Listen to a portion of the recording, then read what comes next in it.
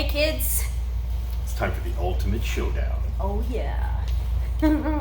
Chicago versus New York. Midwest versus East Coast. Well, I mean, this is and going to be someone's a going short, down. It's going to be a short, Yeah. short podcast because currently in New York. New York is epically full of shit. All you have to do is look at the White House to fucking know that. That's our political fucking stuff. Pretty Well done, pretty sir. poignant. Well done, sir. Would you like to? Well, so yeah, we had put the word out as to what you wanted us to talk about, and the suggestion was to discuss New York street food versus Chicago. Well, first it was New York pizza versus Chicago pizza. We were asked specifically for pizza. But we're kind of gonna expand it, I think, to street food in general because We'll talk about pizza. there's only so much you can talk about pizza, really. You're right. No, you're right. Pizza's Especially good. when we know that there's only one good one. Yeah, New York. Mhm. Yeah.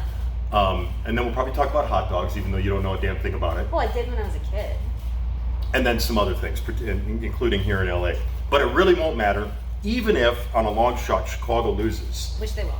because today I got a new toy. So anybody that's my age, maybe a little bit younger, and certainly older, remembers Little Green Army Men. Okay, we I were. had them as hand-me-downs for my brothers. Where were we just now? TJ Maxx. TJ Maxx. TJ Maxx. And even though Which is, by the way, I don't like shopping, but I love TJ Maxx. TJ Maxx, Marshalls, any of those places. Just like I go there for lotion, and I'm there, and I buy all the things, cookware.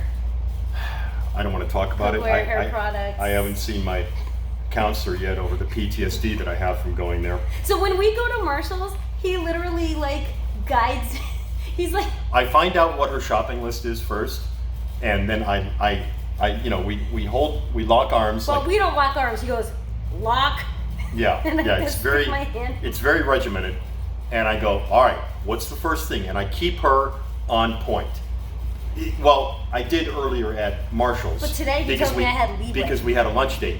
Afterwards, I told her she had leeway. That was a fucking mistake, Yay for leeway. because the AC wasn't on. It was too. No. You're just made of fire. Mhm. Anyway. Little Green Army Men. Okay, So- they used to come in a package. Today, they come in the Max Action Commando Series Battle Group bucket. Okay, and not only is it Little Green Army Men, there are also the opposing force, Little Tan Army Men, with what looks like 2 Abrams tanks, 1 Apache attack helicopter, a very antiquated jet, bless you, probably an F-14, but this is the best part. The bucket, or excuse me, the lid of the bucket comes off, and it is a pit with a bridge, a little rope bridge on it. This is actually, you know what? Have you ever seen the videos of? Can you hold it for a second?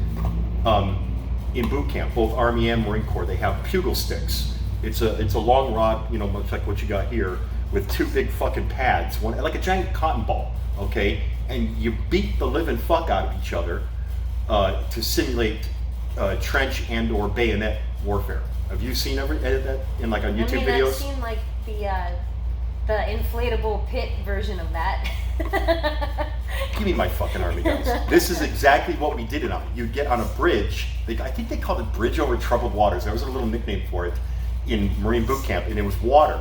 And you'd fucking smash your opponent until somebody went in. I was the fucking. I know I was a series champion. I might have also been the company champion. I can't remember, but I was the fucking Q-tip champ. But tonight, in combination with my Lincoln Logs, which Melody got me for Christmas, it is the kitchen table. It is going to be complete siege warfare. It is on. The kitchen table's already. I might even get a warfare, Chicago. man. I might even get a Yeah. Chicago pizza to go with it. Yeah. So anybody here? So my boyfriend's 12. Hey, look, I'm fucking almost 48.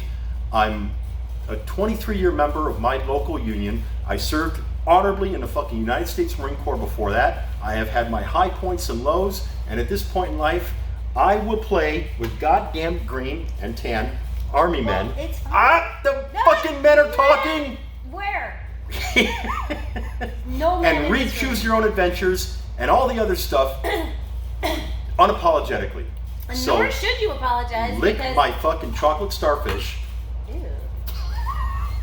mean, you shouldn't apologize because I play with toys and freaking Legos and all that stuff. We can get the Legos and make up outposing siege tower. We probably could.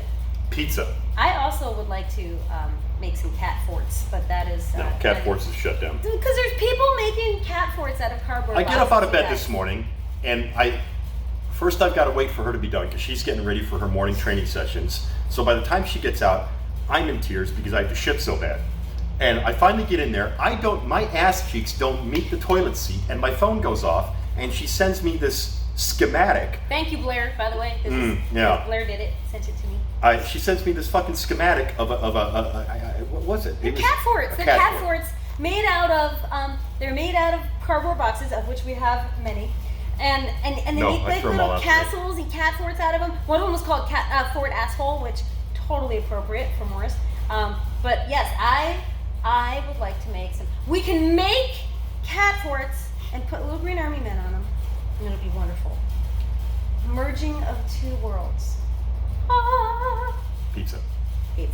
Anyway. So, as everybody knows, or thinks they know, New York pizza is essentially thin crust. Yeah. Let's cover the basics that are indisputable. Awesome. Thin crust. Is there any kind of toppings that are standard? I mean, for New York, standard pizza is like the standard, it's just the standard pepperoni and whatnot. Okay. Yeah. Chicago pizza, everybody thinks deep dish. This is not always the case. That is certainly Chicago's signature pizza. But the average neighborhood joint, you can ask anybody that grew up there, my buddy Mike, my brother Jamie, we did not grow up ordering deep dish. Deep dish was like a specialty thing. There was only, when I left Chicago, probably Leona's, Giordano's, Gino's East, Pizzeria Uno. So 4 places, each which had 2 or 3 locations. I think there was one other, I don't recall, in the city. So it was not widespread. Not every street corner pizzeria had deep dish. Then in that case, it Hold on. Excuse me. The man is talking. Which means I probably owe Amy Seeley a lot of money at this point. Yeah, I know, right? She's probably drunk now, just having the drinking game. And any, sausage, pepperoni, mushroom, is standard, but there's a certain type of, and I don't know how exactly it originates, Chicago sausage that goes on pizza, which is like very crumbly. That's like a signature thing about either deep It's dish like or old dried up sausage that just crumbles. except for the part where it's actually juicy and delicious. So whether it's deep dish or thin crust, the thing about a Chicago thin crust, particularly a place that we went to my entire childhood, I have no idea if it's there anymore. I do know that it moved the last time I went to it. For any Chicagoans out there, it was actually in Elmwood Park on Belmont and like 72nd or 73rd Court. What would that be? East, just inside the city limits at Belmont and Harlem, right next to the old 7-Eleven that used to be there. But that's been a long time. I think the last time I went there was 2005 when my brother got married. But what makes a thin crust Chicago pizza distinct is 2 things. One, the cheese is so thick, it's almost separate from the pizza. You can take it off like a layer. Oh, you can do that with your Can you? pizza too, Okay. yeah. And it's not like all gooey. Okay, it's real gooey in the deep dish. But on a thin crust, it's almost its own separate layer, which just happens to be sitting there. Yeah. And literally, as a kid, that's how I ate it. I would take a cheese, I used to do that take the too. cheese off, eat it, and then I would eat the crust. I used to do that too. The cheese was always very thick. All the toppings were embedded into it. It was fucking delicious because it's cheese. And then the crust, it wasn't, it was almost like it had its own little wavy layer of cheese embedded into it, okay? And it was very puffy and soft, and it was really, really good on the top, and then of course a normal crust on the bottom. And the other thing that makes the Chicago thin crust distinct is square cut. Oh. And I don't know why, maybe it's probably just because that's how I grew up. If I were to have one, I'd be like, oh, this is the best thing ever. And so Chicago doesn't necessarily mean deep dish. It has its own distinct ways of doing each kind. And some heathens that originate from Chicago have turned their back upon the city and say that deep dish is a gimmick, and I reject that completely. You can't. It's just because it's something unique, done by only a few places, doesn't make it a gimmick, in my opinion. My brother would part ways with me on that one, but what the fuck does he know? Well, I mean, it's possible then that I've never really had Chicago pizza the way that you're describing it. I lived in Chicago for almost 5 years. But you were a vegan already, right? I was vegan as of 2000, so I wasn't vegan when I first moved out there. But certainly vegetarian when you lived there. Yeah. Okay, so well, you I ate could've- fish still. Okay, so you could have, under your old rules, so to I speak, could've, yeah. you could have had a deep dish just without pepperoni, without Right. sausage. And the only Chicago pizza experiences that I had were Giordano's and Gino's. That was pretty much what I had. And they were deep dish. They were the deep dish. Then you had the real thing. So I did. So that's what you're talking about, though. As far as deep dish. Right. But Because I don't think that is superior to New York pizza. But what you're talking about That's 'cause you're maybe insane. would be good.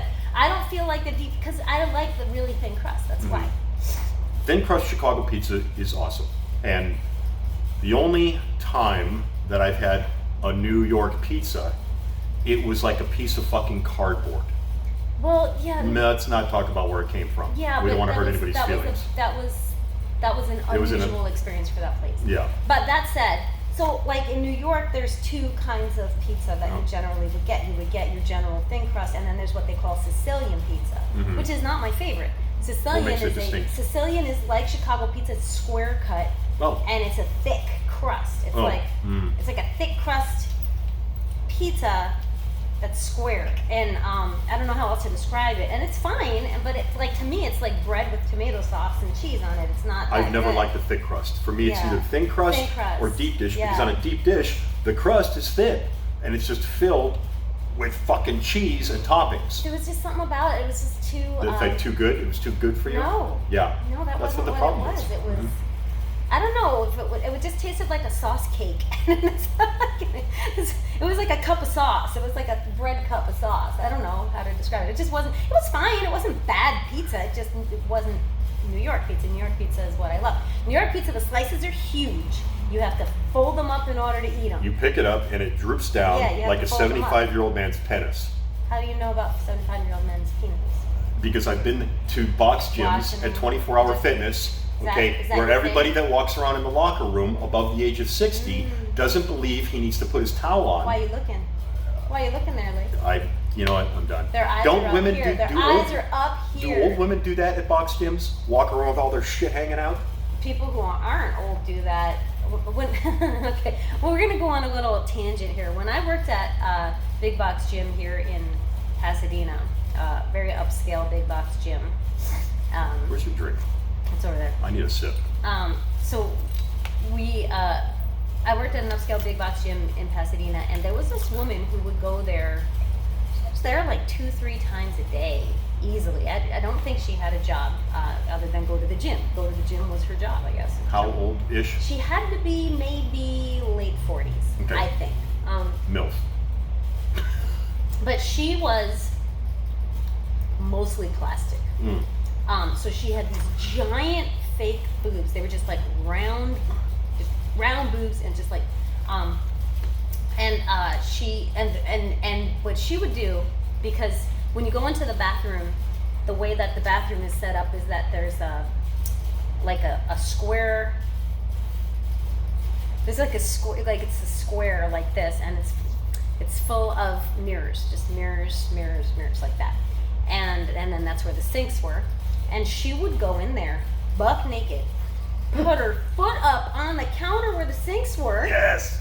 and just start like lotioning up or whatever she was doing. And like you Her know, barefoot. you could like just see right up her cervix. Like that's not necessary. Old men do the same thing. They go Did they work show out. their cervixes? Yes.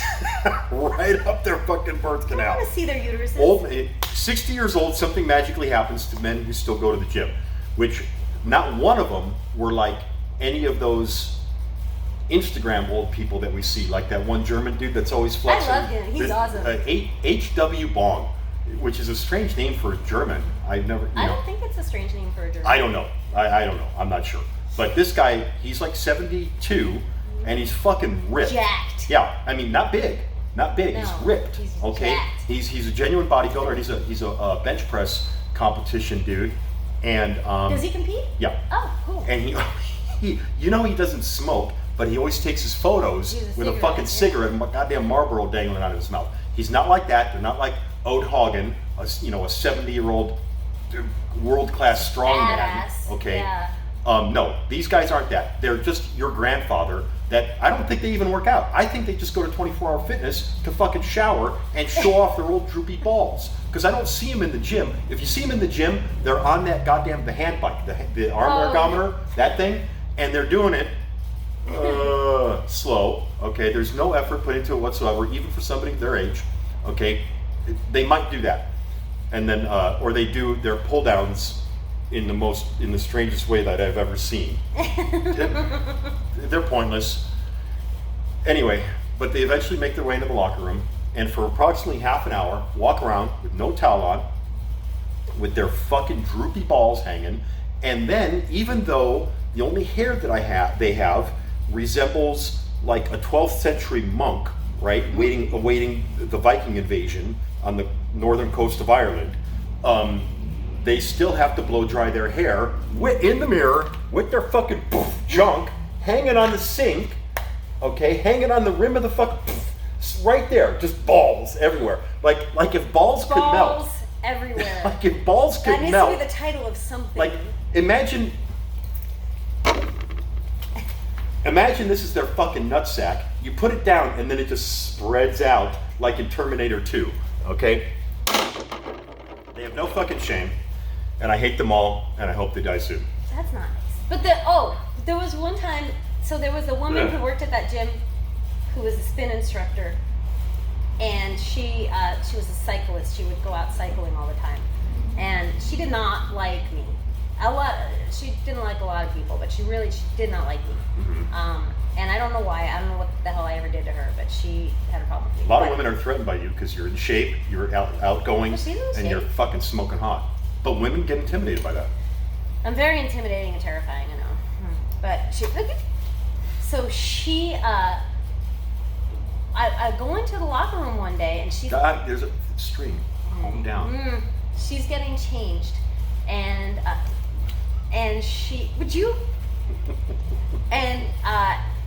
and she's buck naked, and she called my name, which was strange. She was like, "Oi, Melody!" She was Australian. I can't do an Australian accent. I'm sorry, Australians. She was like, "Oi, Melody, look at this." She like bends over, shows me her butt, and she's just got road rash all the way up her ass, and she's just like showing it off. Like I'm like, things I didn't need to see today. Okay, and so then Did she have it all up into her crack? Did she show you that? no, but I had a little PTSD from that. A little PTSD. We So, started off on pizza. yeah, now we're talking about road rash and butt cracks. And balls everywhere. Balls everywhere, like the reverse of a mushroom cloud. It just went, instead of going up and out, it went down and out. So pizza, right? The Hiroshima of nutsacks. Talking about pizza. Scrotum Shima. Nutsack pizza. Scrotum Shima. Anyway. I'm laughing like that. And this is how we make a discussion about pizza last for an entire podcast. Look, I think this is almost a moot point. You are never going to give up that New York pizza is the best.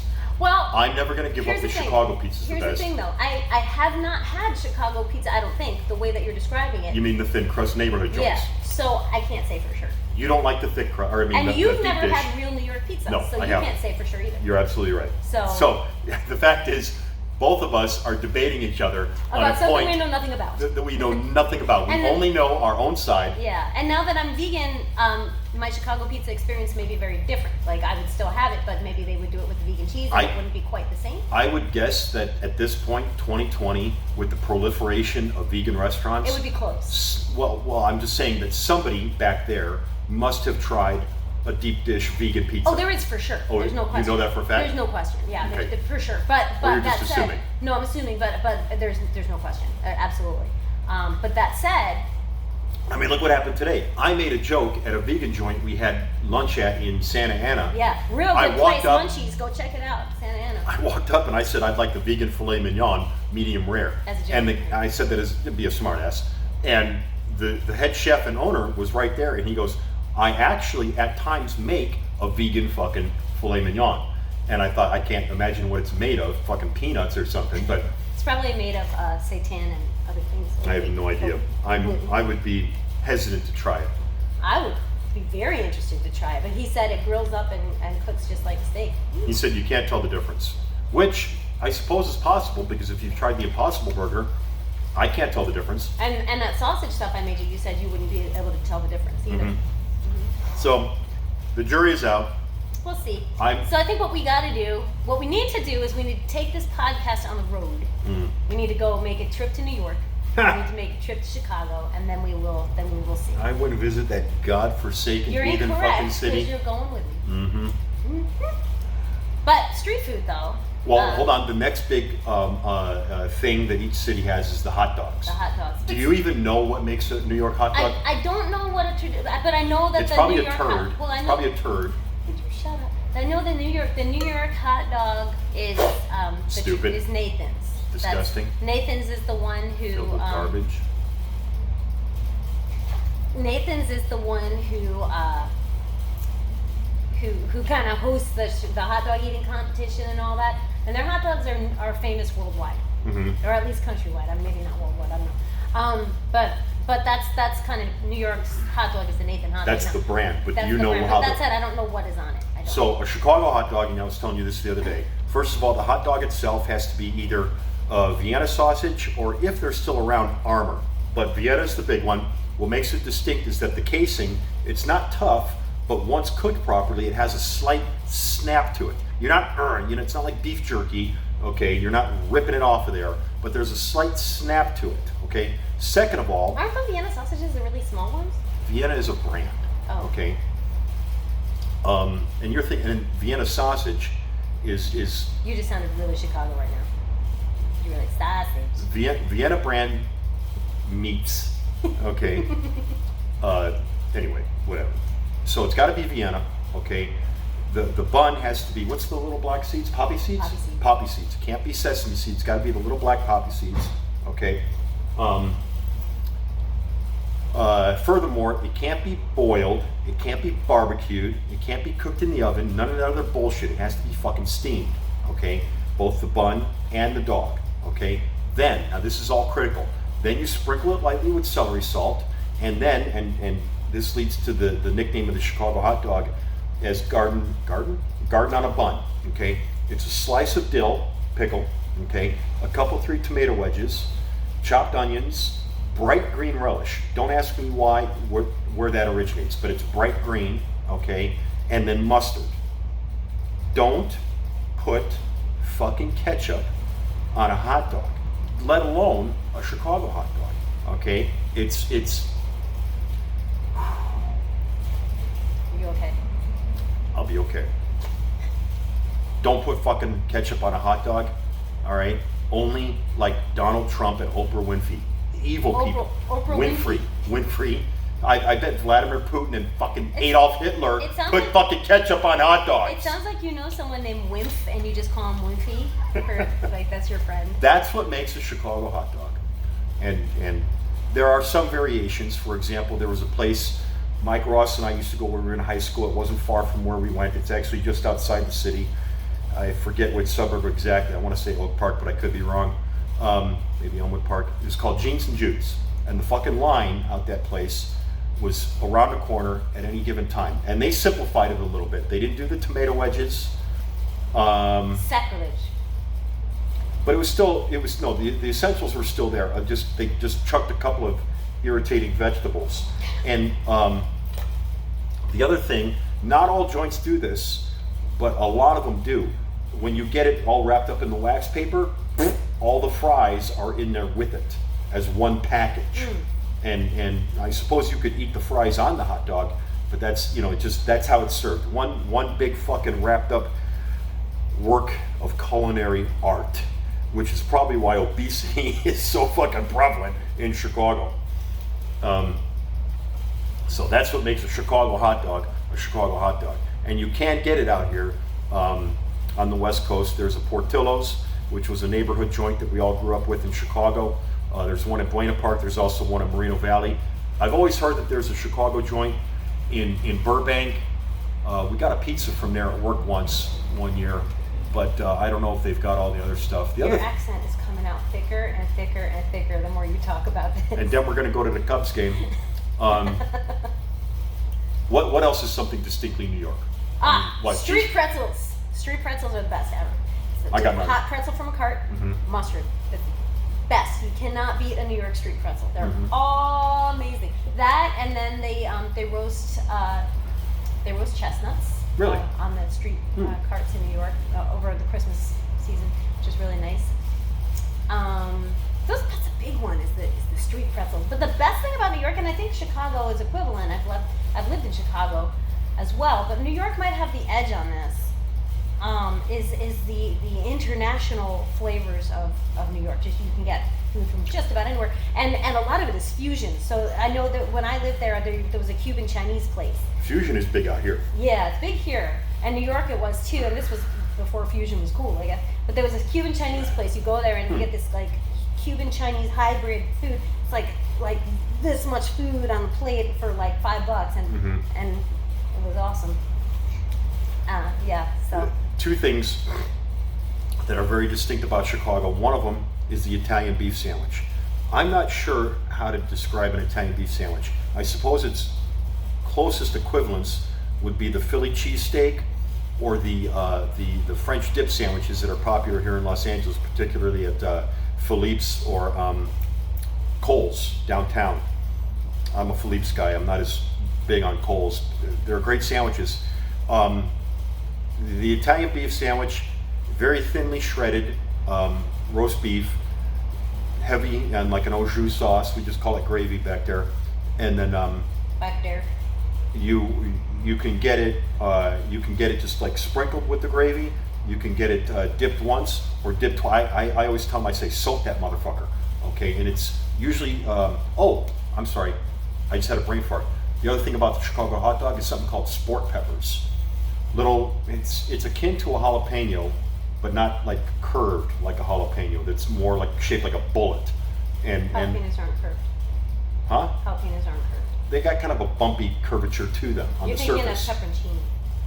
Yeah. Okay. So along that line, and it's kind of a sweet and spicy thing going on in the sport pepper, and those you could get those or not get those on the Chicago hot dog. I'm sorry, I digress. Back to the Italian beef. And You're getting so Chicago-y right now. sweet peppers. It's basically pickled green peppers, and you can get them hot or mild. I prefer the mild. I don't do hot very well. Zero. Was it? That's a Chicago thing, and that is fucking huge in Chicago. A lot of places. Portillo's was one. Carmen's was another that was in our neighborhood. Johnny's roast beef on North Avenue. That was a good one. That was a good one. Woman. The other thing that's distinctly Chicago is the Polish dog, the kielbasa, okay? And much like I was describing the Vienna sausage, where it's got kind of a snap to it, the same thing applies to the Polish dogs, the kielbasa. And for anybody that knows Chicago prior to about 1995, for about a century, right outside the West Loop, around the nearest main intersection would be Halsted and Roosevelt, was the old Maxwell Street Market. Maxwell Street was a very old world, Eastern European, largely Jewish immigrant flea market. There was many stores, but on the weekends, it was just ape shit there, okay? Through the years it changed, and I'd say by about the 60s it was mostly black, but it still had that, in fact, you've seen the Blues Brothers? Anybody who's ever seen the Blues Brothers knows the Maxwell Street Market, because it's the scene in which first John Lee Hooker is playing out in the street, his song Boom Boom, and then they go into the soul food place owned by Matt Murphy and Aretha Franklin, and that whole musical number goes down in... You called her Urethra. I did not call her that. You did. You're out of your mind. And the musical number happens in there, and that all occurs in the old Maxwell Street Market.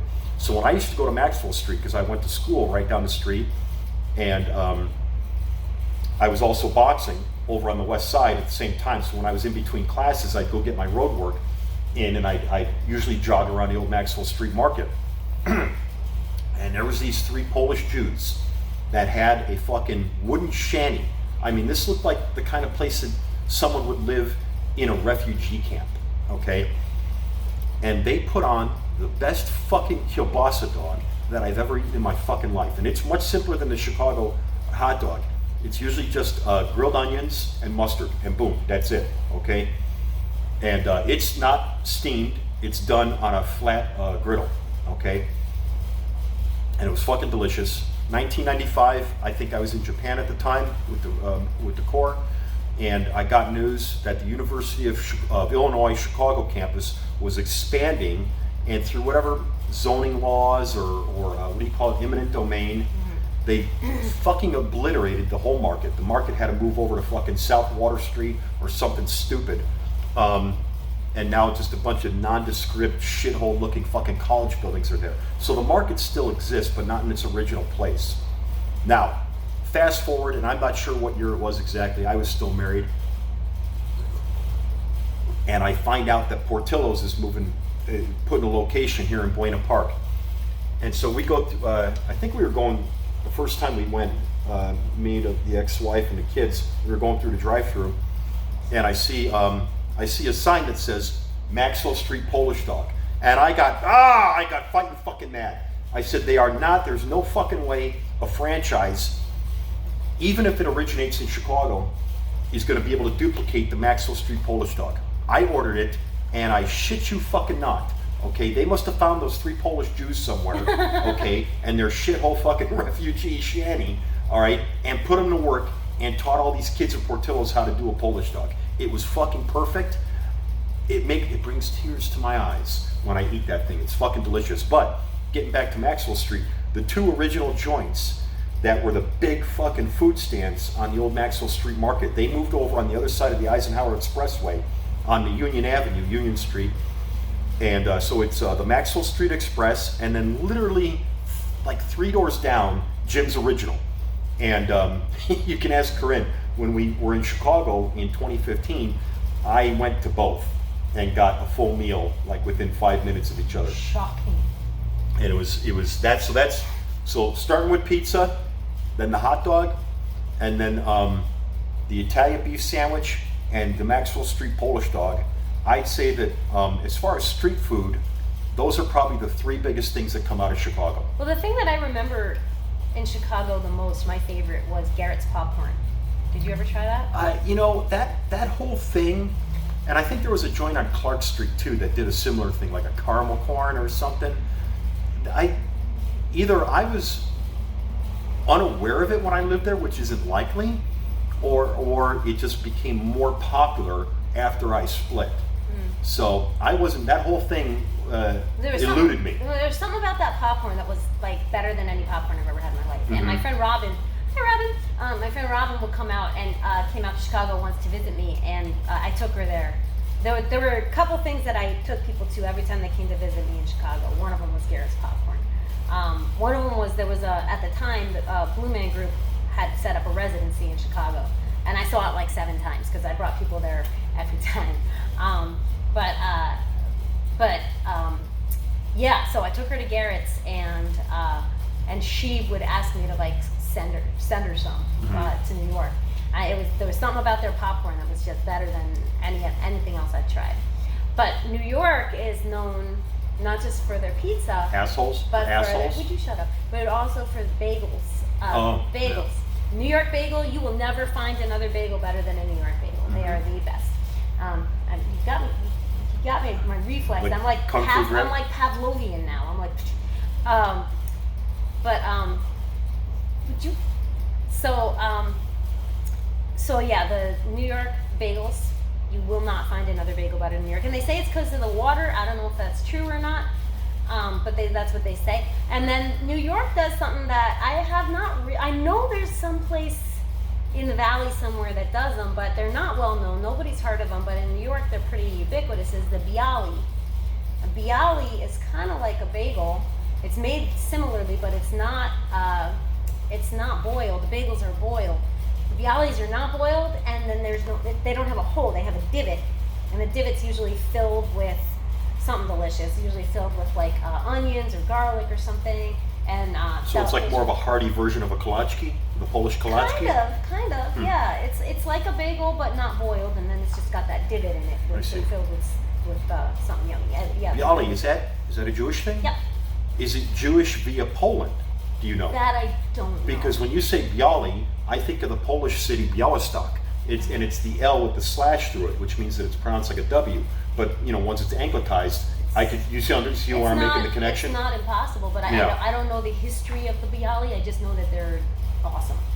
What about sandwiches? Does New York, besides the hot dog, Hoagies. Hoagies? That's a New York thing? Yeah. I thought it was like a Philly thing or something Well, like I that. think in Philly they call Is them it the hoagies whole Northeast? too. I think so, yeah. In Chicago, so when I was going to UIC, my stepdad, who had been in a firehouse, he was a firefighter.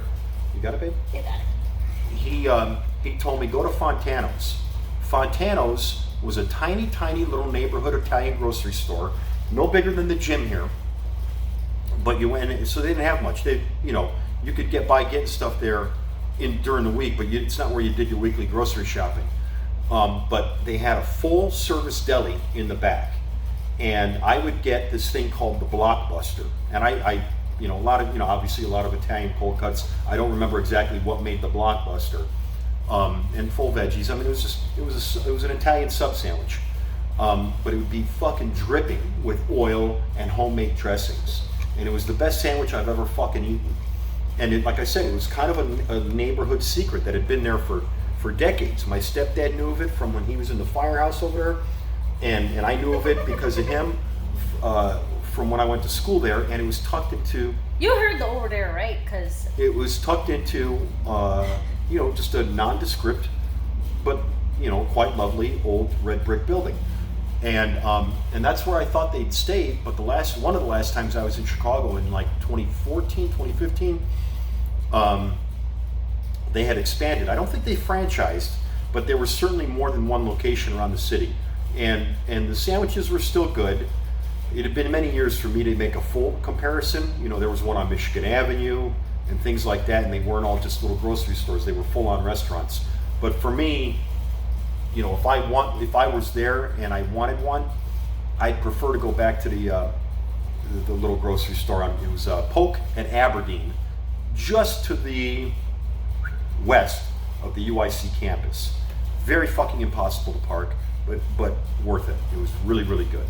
Well, I just remembered another thing that's like kind of really ubiquitous in New York, and it's not Good an work, only. babe. Thank you, Faith. It's not an only New York thing, but I really feel like it's really a New York thing. Is the not just the deli, but the diner.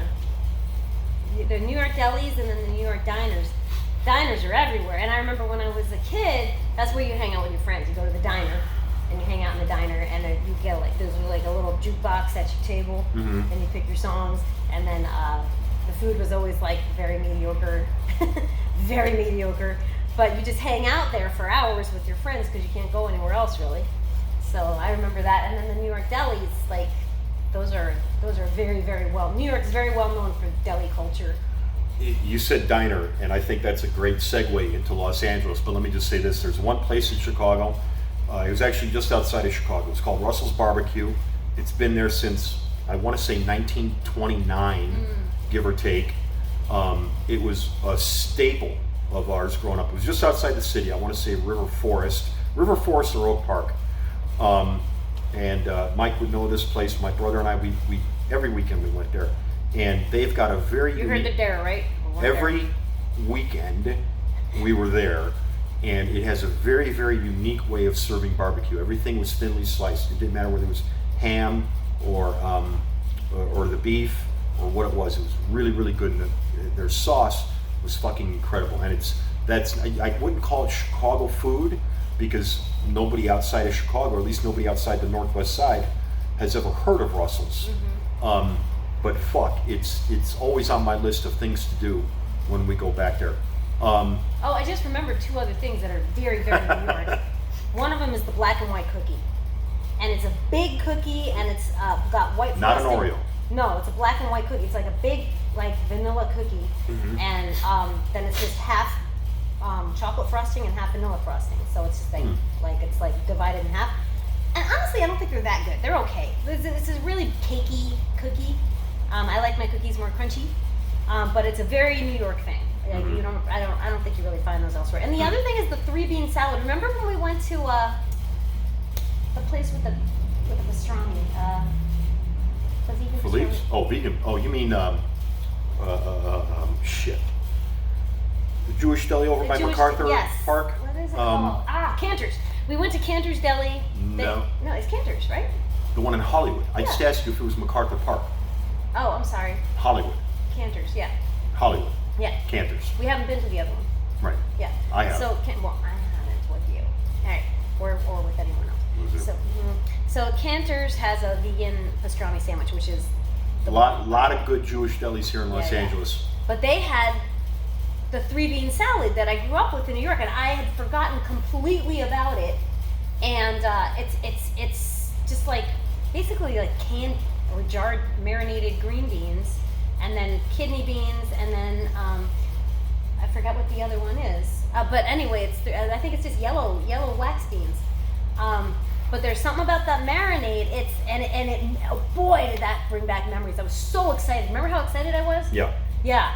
So that was awesome. And I think they had the black and white cookie there too. The name of that other deli is driving me nuts. I'm pretty sure I have it on my maps. It's right catty corner to MacArthur Park. So not only can you get a good sandwich, but you can get a fucking green card if you need it. I was just thinking I needed one. You know, you never know when it's going to pop up. That's what she said. That is what she said. Fuck. Anyway, talk amongst yourselves. So, yeah, so the black and white cookie, the 3-bean salad. I'm trying to remember, like. Langers. But sorry. Yeah, I'm trying to remember if there's anything else I can think of. Well, isn't I'm New York sure- cheesecake something special? I never really liked cheesecake. Interestingly enough, I love vegan cheesecake when it is done properly, because you can make it really bad too. But I never liked regular cheesecake when I ate dairy. But the vegan cheesecake is much better than regular cheesecake to me, done properly. So, she's from New York. I'm from Chicago. We both emigrated here to the West Coast, and I don't miss Chicago, not at all, because I kind of do. I don't. loved it there. Loved it. But and you certainly lived there long enough to have to dig your fucking car out of the snow. Yeah, and then they key your car. Mm-hmm. If In Chicago, and I don't know if it was like this in New York, in Chicago, all right, if it fucking snows heavy, and the custom was, you'd go out there and shovel the snow in your parking space out front on the street, not, obviously not in your driveway or garage, shovel the garage. But if you shovel the spot out of snow, then you mark it with it could be anything. It could be with orange cones, it could be with your trash cans, it could be with I've seen a lot of people use their summer lawn chairs, okay, that weren't used. But the problem is they're public street parking places. No. We're talking something that supersedes the law, okay, and is common law, okay, and customary practice. And you'd mark your spot that you just spent fucking an hour of back-breaking labor shoveling the fucking snow, okay? And if somebody took that spot, if somebody moved your fucking cones and took that spot, whatever happened to their car, all right, was generally overlooked by law enforcement for fucking good reason, all right? So, you lived there long enough to certainly see Chicago at its worst. Yeah. But you mentioned diners, and so now traveling across the country to Los Angeles, and anybody who knows me knows I feel this way. I should be their spokesperson, okay? Diners, the whole concept of them begins and ends with the original Pantry Cafe on 9th and Figueroa, right downtown.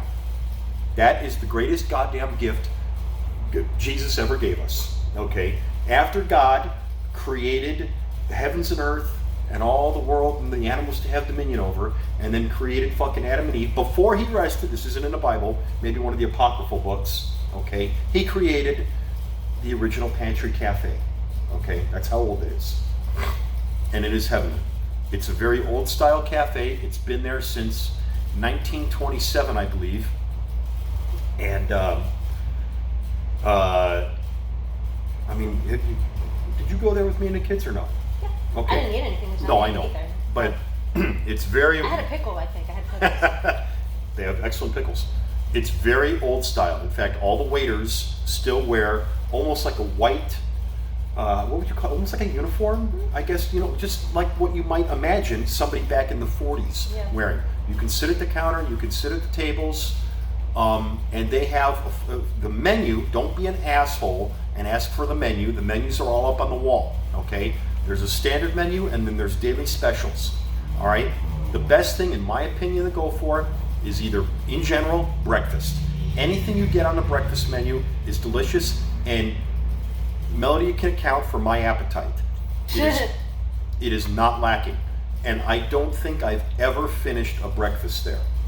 But then you leave and you're like, a half hour later, you're like shaking because you're so hungry. I usually will share it with Corinne or whomever. It doesn't matter. Omelet, ham steak, bacon and eggs, the fucking pancakes and the waffles, I've never even tried because they're fucking enormous. They always come with a giant thing of, hash browns. But there's two things, no matter what meal you get, will come as side dishes. One of them is the sourdough toast, which is fucking delicious, okay? If toast can be delicious, it is delicious. Toast can be delicious. Okay, the sourdough toast is standard, okay? And the other thing you have to get is the coleslaw. I don't know what is special about their coleslaw, but I will fucking graze on that shit like cattle. It is delicious. It's got vegetables in it, I will make an exception. It's delicious. The dinners are great. The chicken fried steak is awesome. The pork chops are awesome. Anything off the dinner menu is also good. I personally prefer the breakfast.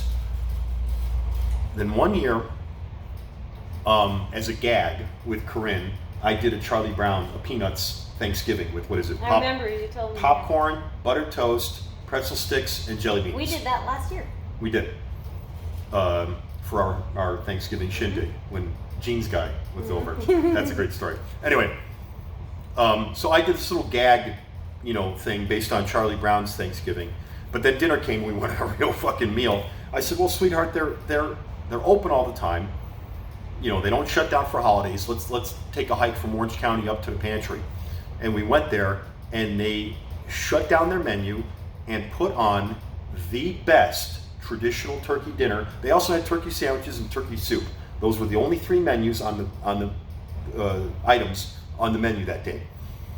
And that turkey dinner, I fucking shit you not, was the best goddamn turkey dinner, as far as a traditional turkey dinner goes, I've ever had. And in lieu of now being engaged to a fiance, I swore. As opposed to being engaged to not a fiance. Just engaged to my buddy. My pal. Being engaged to a vegan, excuse me. Being engaged to a vegan, and obviously I'm not going to drag you on a major holiday to a place that only serves meat. But if and when the occasion arises, like if I wanted to take Corinne out, say on Thanksgiving evening, okay, that I'm not cooking a fucking turkey as long as I live again. That is how good the Thanksgiving dinner was there. I swear by that place, and be forewarned, if you ever go, if it's on a Saturday morning, the line is going to be going down 9th Street, but it's fucking worth it. Best fucking place on the planet. Well, if you're going to give them a shout out, there's a lot of restaurants that I love. You only get one. But We're on limited time. I'm going to shout out to the place we went to today because I really want their business to succeed. They just opened that place up 3 months ago, which is terrible timing. And it was called Munchies. It's in Santa Ana, in the little village there. That little gentrified village area there, and it's 4th Street, just 4th and what was the name like of it? Main or Bush or whatever. 4th and Bush, and Oh, yeah. yeah. But they do like a vegan. You brought it They up. do like a vegan McDonald's kind of thing, except The McGriddle. yeah, But they do they a call it vegan Vic Griddle. And a Vic Flurry. And they did a Vic muffin too. And yeah, they had Vic Flurries. That was and pretty they tasty. were good, like really good. I've never, even when I ate meat, I never had McDonald's before. It doesn't look or smell good to me, and it never has. I used to like Burger King when I was a little girl, but that was about it. That's because that whole charbroiled thing back in the 70s and 80s, they actually did. Yeah. Now they paint fucking They paint char the marks lines on it. That's disgusting. Yeah. But McDonald's always smelled gross to me, like even when I was a kid. And when I was a kid, I ate frozen bread and mustard. So that tells you how bad McDonald's smells to me. But it was like the guy makes his own fake meats. So he did like a bacon, which most vegan bacon, you don't think it's bacon. I mean, like, you don't think it's bacon, and not only do you not think it's bacon, it doesn't really taste that good.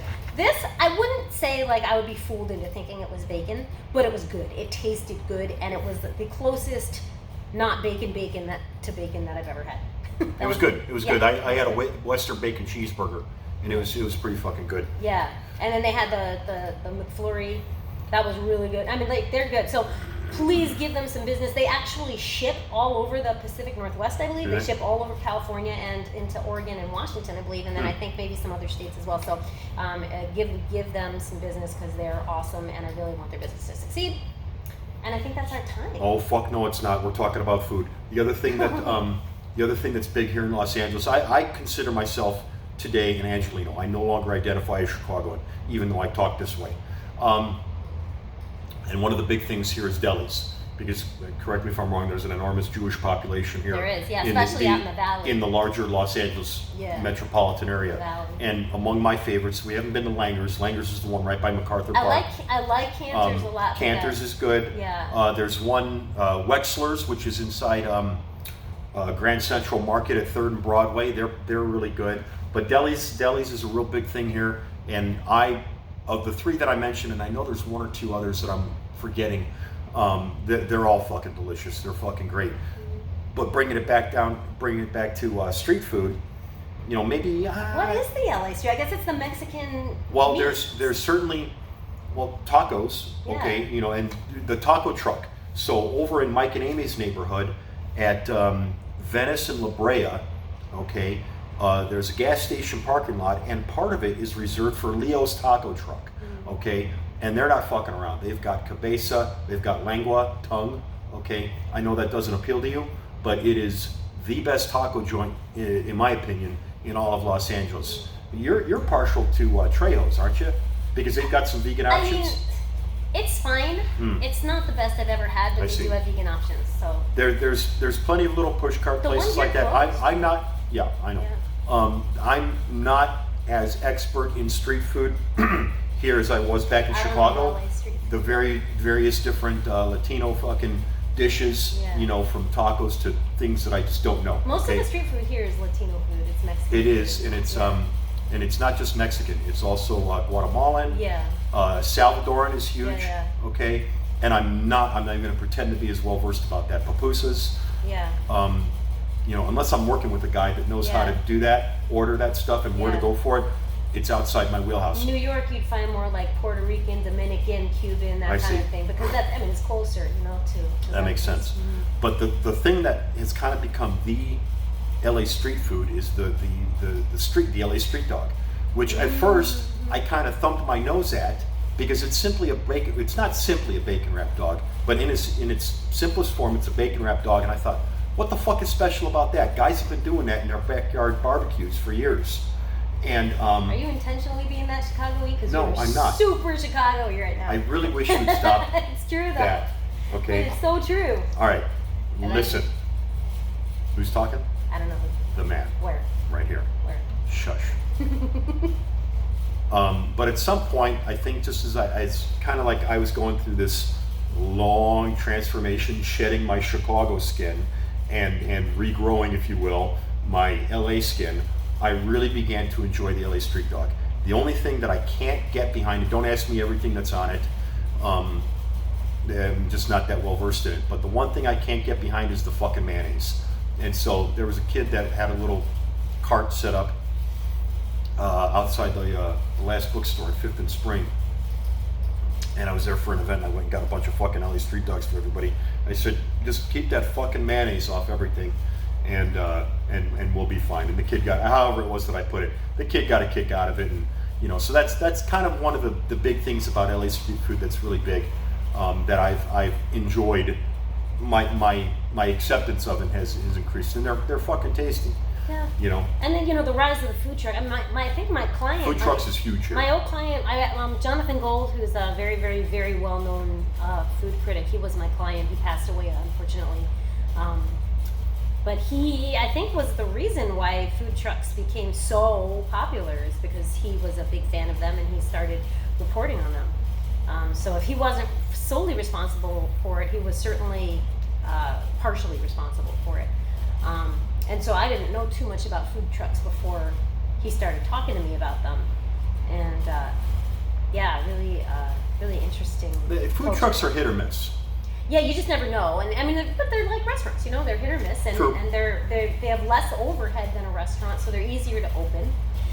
And so but then that also gives you, I think, a higher chance of finding really good food, because people who may not be able to have the capital to open up a restaurant, they can maybe open up a food truck, and so you have these chefs who never might have been heard otherwise, who can get their stuff out, which I think is very cool. I'm sorry, there's one place that I believe also deserves another shout out, and that's a joint that I discovered when I was working on the Hyundai building down in Fountain Valley. It's called Paul's Coffee Shop. There is no Paul. I think there was a Paul at one time. Paul doesn't exist anymore. Okay, it's a pretty standard diner counter. It's set up very similarly, but not quite as bustling as the pantry in Los Angeles. But they're real, and it's a pretty standard menu, but their unique angle is they do some nostalgia military dishes. First of all, Oh, is that the place you had? yes. So Yeah. every year on 10 November, I organize a little breakfast for Marine veterans. It started off with the ironworkers that I work with, and it's kind of expanded to there, from there. And it's been anywhere from 10 guys to 25. And we get in there and we get really fucking loud and obnoxious telling stories. And the whole place is done up, mostly because one of the former owners was a Marine. So there's Marine shit everywhere, a set of dress blues, portraits of famous Marines, etc. Old recruiting posters, this and that, actual war memorabilia, helmets, okay? And then there's a little shout out in one way or another to all branches. And, but the nostalgia dishes, there's two of them. One of them is Loco Moco, which is a bed of rice, a big fat fucking meatball, and covered in brown gravy. That's a Hawaiian thing. I'm not sure you'd really call that a nostalgia dish, but a lot of Marines would know that from being stationed. If you were in the 3rd Marine Regiment in Hawaii, you would know that. But the real thing is the SOS, shit on a shingle. Okay, cream chip beef over toast. They don't use chip beef, they use ground beef, so it's a little bit more modern in that regard. But then they serve it on an old either metal or plastic tray like you used to get in the mess hall. And even though I liked the mess hall. During my enlistment, I enjoyed mess hall food. I thought it was pretty fucking good, because I thought it was going to be garbage like my stepdad and my grandparents and my dad told me about. And that was not the case. I thought mess hall food was a pretty good, high quality shit. Shipboard food was garbage, okay? But on land in a mess hall, the food was pretty fucking good. And even better if it was not an infantry unit. We would sometimes, if we had a little bit extra time in the midday, we would go to like an air base on Camp Pendleton and eat their food. Those cocksuckers would have fucking steak and shrimp, okay? Anyway, I digress. So yeah, it was a nostalgia thing. All these guys. So I get all these guys together, and we're eating this fucking mess hall food. And I know to a goddamn man, they were all bitching about it when they were fucking privates and lance corporals and corporals. And now everybody's fucking hooting and hollering and eating the shit like it's the greatest thing ever invented. That place is the bomb. That said, my SOS is even better because I use Armor brand fucking chip beef.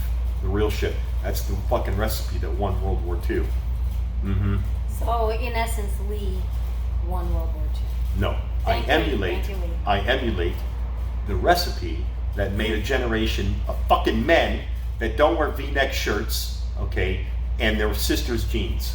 All right. On that note, we're almost at an hour, so we should really probably. And I'm fucking hungry. Yeah, well, shocker. So we should probably wrap it up. It didn't stop, did it? No. Okay. So Food. yeah, so we're gonna probably need to. I think we could probably talk another hour about food, really, but we should probably ask you guys what you want us to talk about next. So we'll do that. We can have a topic that's just how awesome I am. Yeah, but that would take like 2 minutes. No, Yeah, no, really it'd take like 2 days. Shortest podcast 2 days. ever. Well, you're probably right, because I would just cut right down to the chase. Hey, I'm pretty awesome. And be like, yeah. Podcast over. All right, kids. Well, thank you for listening. Don't wear skinny jeans. All two of you. We love you. Have a good night.